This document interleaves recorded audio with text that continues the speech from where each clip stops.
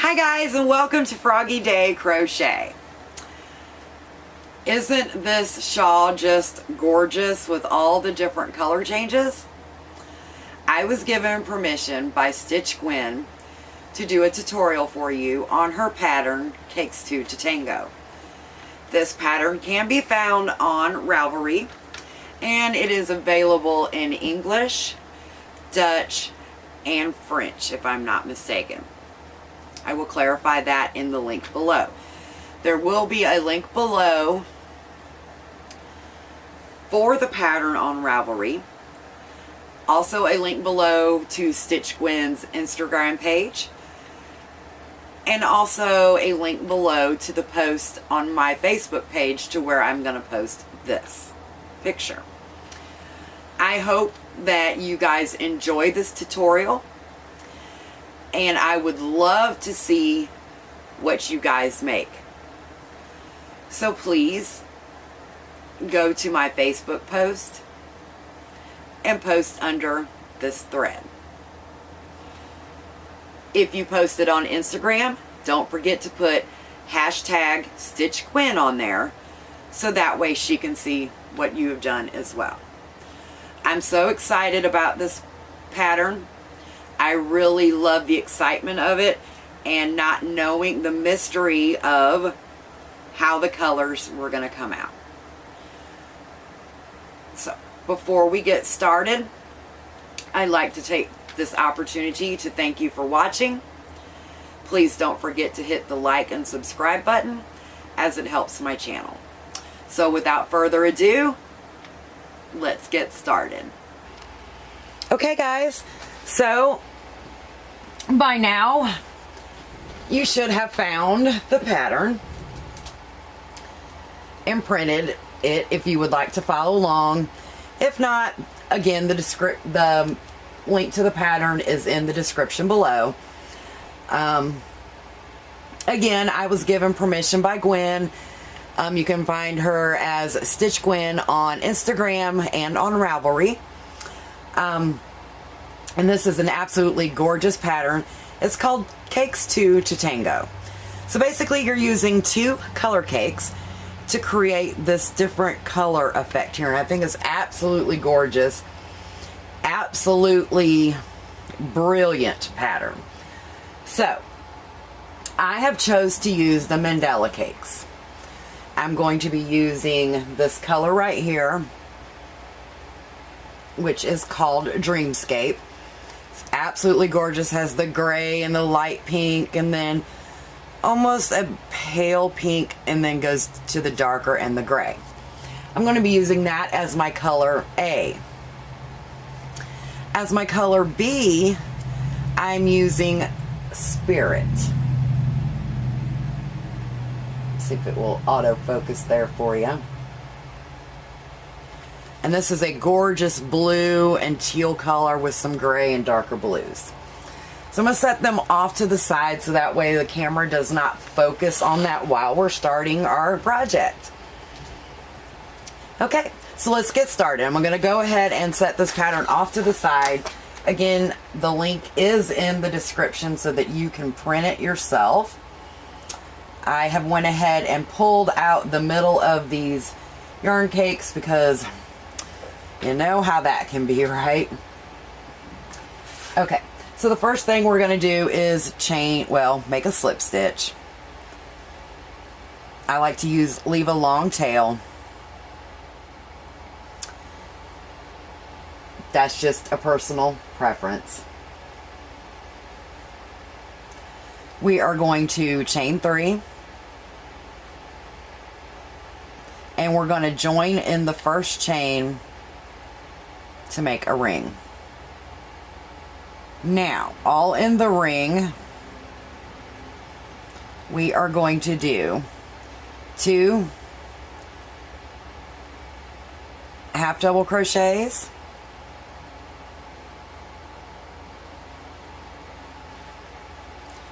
2 double crochets,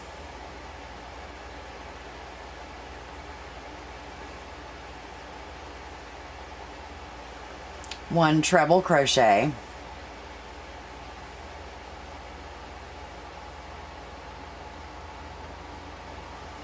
2 doubles,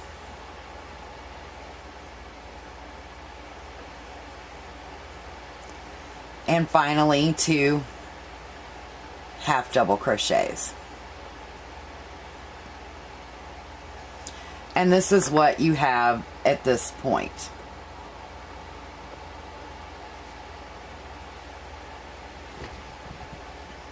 Focus that, or excuse me, zoom that in a little bit so as you can see it.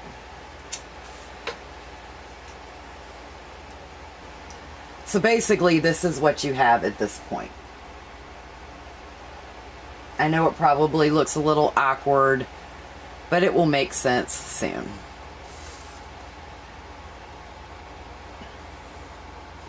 Okay, so in Gwen's pattern, she does not do a turning chain. So basically what you're going to do is turn your work. I take my hook out and just bring it around the back side a little bit. Okay, so now in this very first stitch, what we're going to do is we're going to single crochet, chain 1, and single crochet. That is our increase stitch. So from now on in the pattern, it will be abbreviated as INC. We are going to chain 1, we're going to skip 1, and we're going to single crochet into the next stitch. We're going to chain 1, we're going to skip 1, and then in this point right here, we are going to do a increase. So chain 1, single crochet, chain 1. Now I do recommend that in the beginning or throughout the pattern, just depends on how you crochet, that you make your chains a little bit looser so that you can find them later. You're going to chain 1, we're going to skip this first one, and we are going to single crochet into the next stitch. We're going to chain 1, skip 1, and in this last stitch over here, we are going to do an increase. So that will be a single crochet, chain 1, and a single crochet. So that's what we have right now.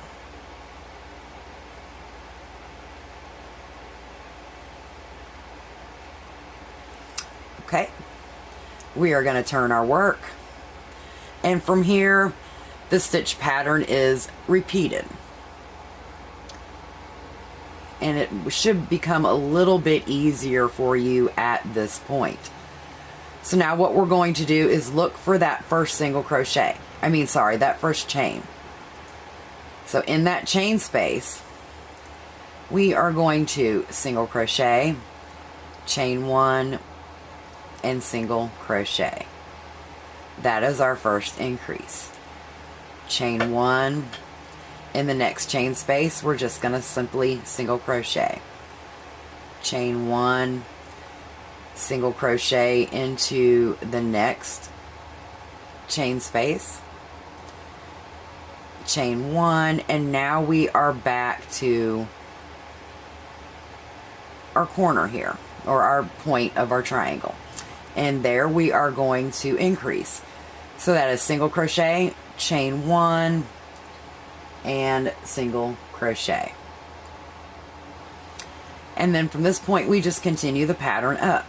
We chain 1, single crochet into the next chain space, chain 1, single crochet into the next chain space, chain 1, and now at the very last stitch is where we are going to put our next increase.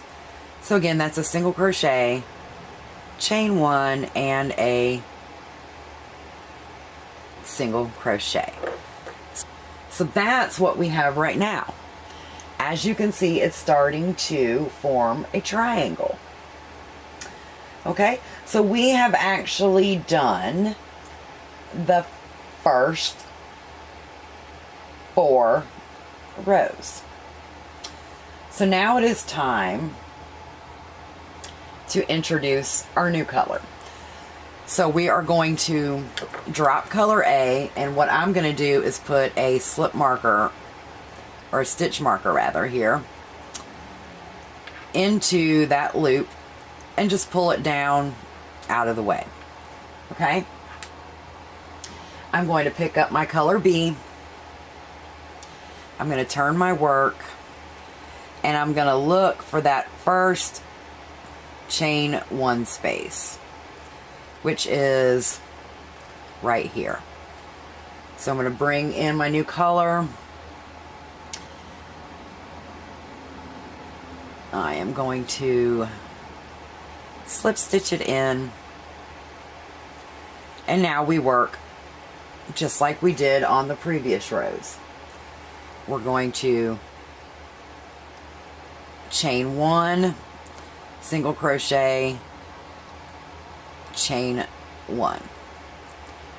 So at this point you can pull your tail a little bit to kind of bring that gap in, if you like, if it does gap on you. It does sometimes on me. Single crochet, chain 1, or excuse me, chain 1, single crochet in your next chain space, chain 1, single crochet into the next chain space, chain 1, single crochet into the next chain space, chain 1, and now we are back to our corner. So we're going to do an increase there. Single crochet, chain 1, single crochet. And then we just continue with the pattern repeat up the other side,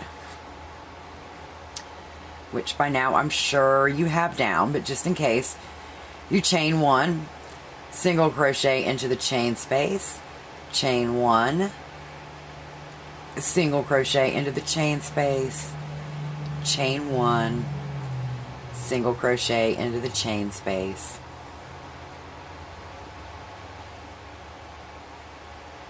chain 1, and then we're back here to the increase. So again, like I was saying earlier, these are a little bit harder to find at the end, so you need to make your chains a little bit looser if you can. So that's single crochet, chain 1, and single crochet. So this is what we have at this point. We're going to turn our work, and we're going to do the same thing back in the other direction. In that first stitch, we're doing our increase of the single crochet, chain 1, single crochet, and then we're just going to continue to chain 1 and single crochet into each chain space until we get to our corner or our point, whatever you would like to call it.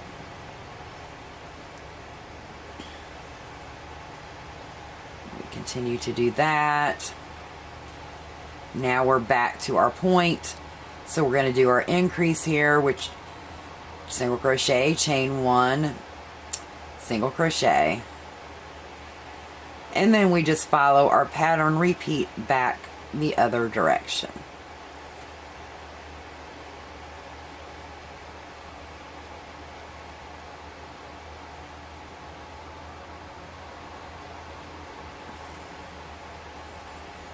Easy peasy. So we're back here to where we joined our color. We've got to pull that apart just a little bit to find that single crochet. That chain 1 space. And so we're going to do our increase there, single crochet, chain 1, and single crochet. But now we're back to the point where we have to bring our old color back in. So I'm going to pull that loop up, pop that stitch marker off of there, put it on our old color, color B, pop it in there and just set it off to the side. Okay, so this is what you have at this point. So to join our new color back in, what you want to do is get your loop about the same size as your stitch, because you don't want to pull it too tight to where your project will pucker. Just about the right height, okay? And don't worry about the yarn that comes across the top of it. That will be hidden when we do our border at the end. Okay, so let's just push this guy over here off to the side. Let's find our chain 1 space, which is right here. We'll put that hook in there. Grab up our new yarn, and we are going to simply make a single crochet. Now see how it goes across the top? That's what I was talking about. Don't worry about that. That will be hidden. And we're going to chain 1, and we are going to single crochet again for our increase. And from here we just continue to do the same thing back and forth. So basically what we're doing is we're going to be going one way with color A and back with color A. We'll change to color B. We'll go one way with B and back with B. So every 2 rows, you'll be alternating your different colors. So that's what causes that color effect. Okay? So I will go with you on 2 more to show you again how to do your color change. By now, I know you probably already know the pattern repeat, but we're going to chain 1, and we're going to single crochet, chain 1, and single crochet into each chain space until we get again to our point.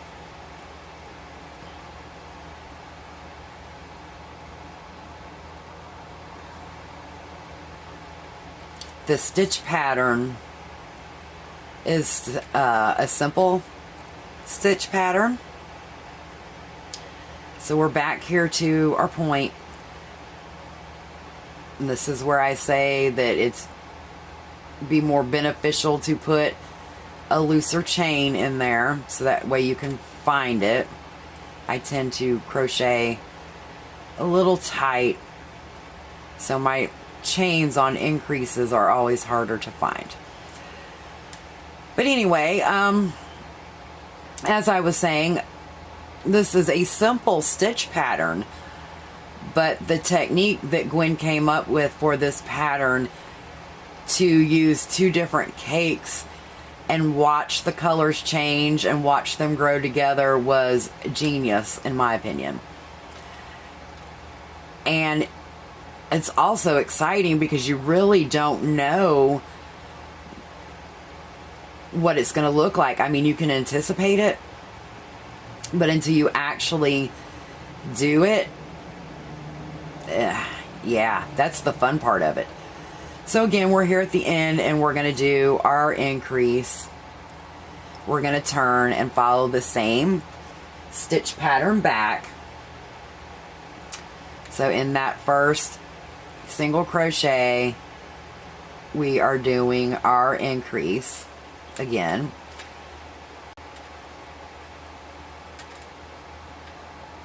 And then we're going to go back down to our point where we will put our next increase.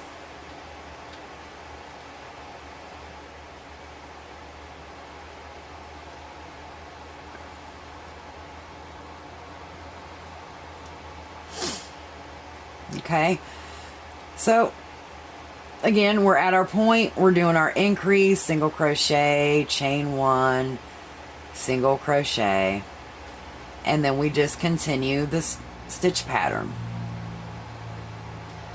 And it works up beautifully.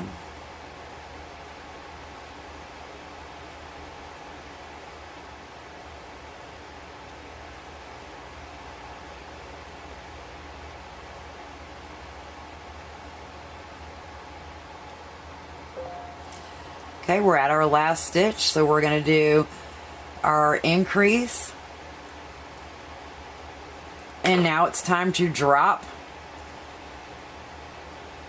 color A and go, or excuse me, I'm sorry. Oh yeah, that was color A. Time to drop color A and go back to color B. Again, we're going to turn our work. Flip that over there off to the side so nobody can see it.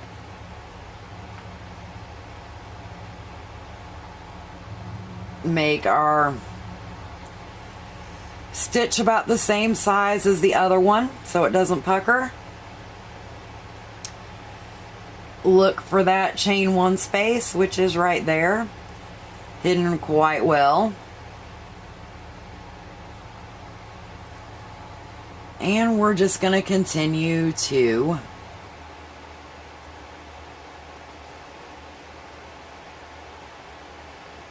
do the pattern repeat. So we bring up our stitch, single crochet, chain one, single crochet into that same space,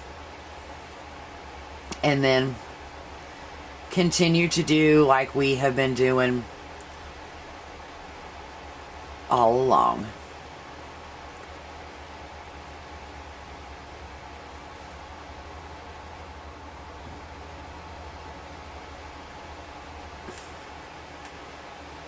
Okay, so at this point, continue working on your shawl. You can make it as long or as short as you like. You can use all the yarn, you can use half the yarn, whatever your preference is. And when you are done, I'll meet you back here and we will work on the border together. Okay, so at this point, I have done 90 rows. And look at the beautiful color changes with using the two different cakes. We start off with the gray and the blue gradually gets lighter, and so does the gray.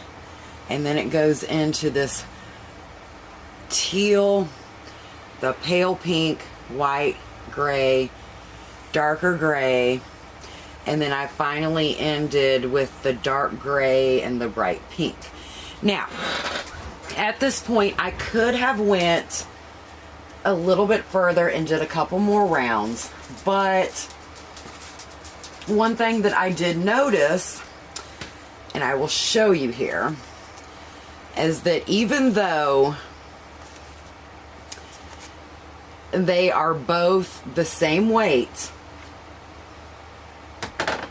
the baby and the non-baby, and the same amount of yardage, the baby weight seems to have went faster than the non-baby weight. Not sure why. Because I'm, check my gauge throughout, so my gauge is, good throughout. So I don't know if it was just a fluke. Maybe one didn't have the correct amount of yards that it stated. Sometimes things can, well, anyway. At this point, I'm going to go ahead and start on the border for this. And I have chosen to follow Gwen's instructions on this. I think I'm going to go ahead and use the gray. This has been a really fun project. I've really enjoyed it. I know I'm tying off. This is going to be the last round, but I'm just going to go ahead and secure that for just a moment like I did with the other stitches. You don't have to do that. You can go ahead and tie off at this point if you'd like to. I'm just going to use it for that one moment of extra stability just to get the border started.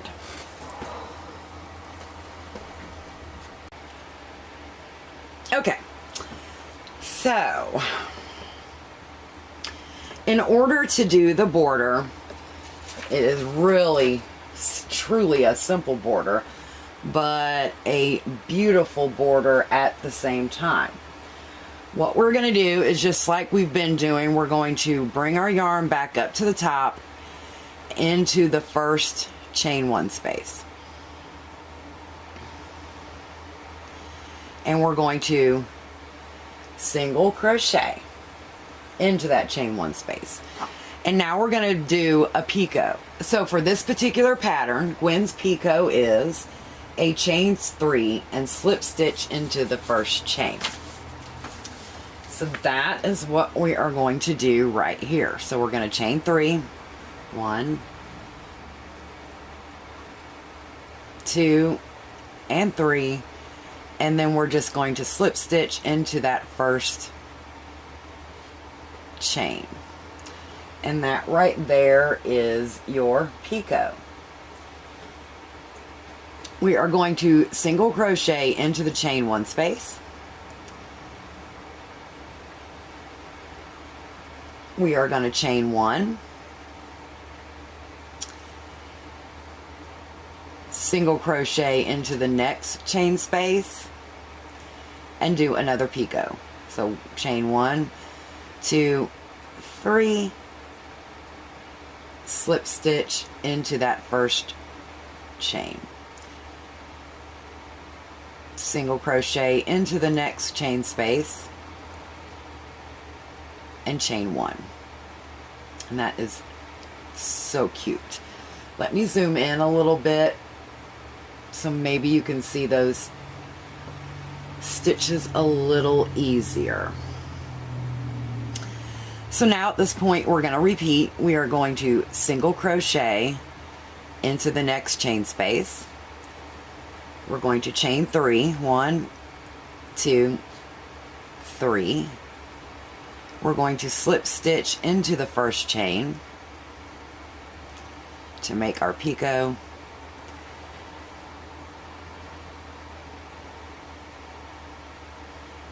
We're going to single crochet into the next chain space and chain 1. And so that's what the border's starting to look like. Now that one was a little bit looser, but that's okay. I think it gives it more definition. So continue to do this all the way around, and when we get back to the other side, I'll show you what to do across the top. Okay, so now you should be at the other end of your V, meaning the bottom part of your shawl. With the increase of your stitches on both sides of the shawl and at the triangle point, it should even out to where you end with a single crochet here at the top. You can choose to do a picot here if you want to, or you can just leave it as a single crochet. I'm going to go ahead and do a picot so that I have somewhat of a turning point here to go across the top of the shawl. So at this point of the pattern, let me fix this so we can see what's going on. We are going across the top of the shawl. This first side of the shawl was our normal side, if you will. This end of the shawl is the end where we carried our stitches. So we want to make sure that we get through all those extra little stitches there to hide that. At this point at the top of the shawl, you can continue to do your picots, but instead of doing the large picot like you did down the side, you can do a small picot, which is basically the same pattern repeat, except that you're going to only chain 2 and slip stitch into the first chain instead of the chain 3 like we did down the side. I personally am just going to single crochet across the top, but you can continue to do the picot if you would like. So let's continue to do that. When we get over here to the sides that we need to cover, we will meet back. Okay, so at this point I have evenly crocheted across the top by putting 2 stitches into each row of color. So I have row 1 of a blue, so there's a single crochet. I have row 2 of a blue, and there's a single crochet, and so on. I'm now over to the other side, and basically you're going to do the same thing. You're just going to make sure that you go under both of those stitches so that it hides that picked up stitch really nicely. So into the first blue stitch here.